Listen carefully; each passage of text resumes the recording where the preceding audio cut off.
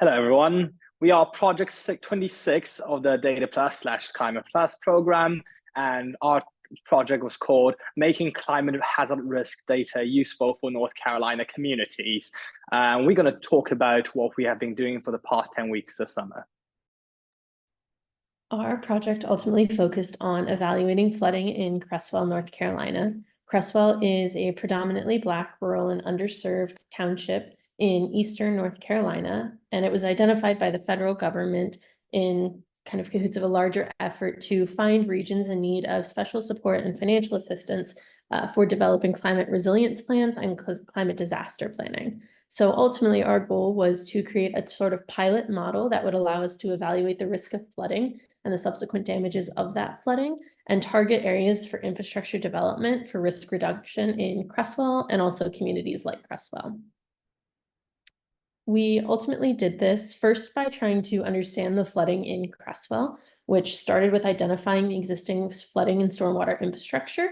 This was predominantly done in fieldwork, where we went to Creswell and mapped the stormwater system, looking at depths, lengths, and widths of the ditches, and then the capacity of the pipes that run under the town and transport stormwater. This is data that did not exist for Creswell and likely doesn't exist for other rural communities like Creswell. So that was the first step for us. This is also done a little bit and augmented by remote mapping, largely through GIS techniques and tools, and even just Google Maps. And then we took all of this data that we generated and we used it to model the flooding. And we did this model, or we did this with a model called HEC-RAS, which does surface water modeling.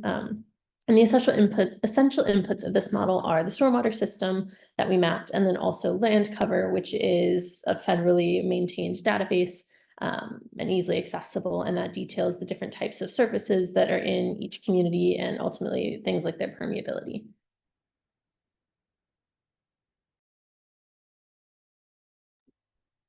So we gathered all the data we were able to collect on an HTML map.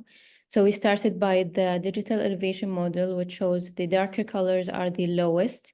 And as we can see here, if we zoom in, this is the town of Creswell, and it is one of the darkest colors. We were also able to collect the flood hazard areas, which also shows that Creswell is at a high flood risk. The stream center line is right and runs right underneath Creswell, and then these are the water features we were able to see. And these are the buildings and the stormwater drainage that they have. After we collected our data and did the modeling, this is how we expect 1 feet of rain would cause the flooding to look like, and this is with 2 feet of rain.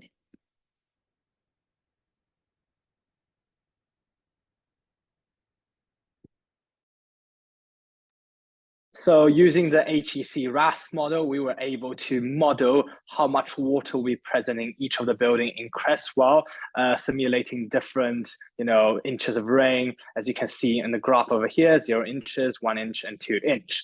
And then we used a model developed by the US Army Corps of Engineers to translate that output into the damage cost for each household in Creswell. So we can see here, this is a graph of like the total damage cost that would incur for the town.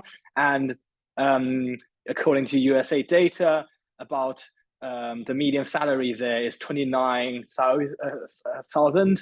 And the costs we see ranges from 12% up to 33% of Creswell's median household income, which is quite substantial for such a little town. We ultimately drew a lot of conclusions around this project, but the first is that these vulnerable communities would definitely benefit from improved data availability, quality, and quantity. Things like stormwater system maps exist in larger cities, but don't necessarily exist in rural ones. And so that's definitely something that should be created and maintained.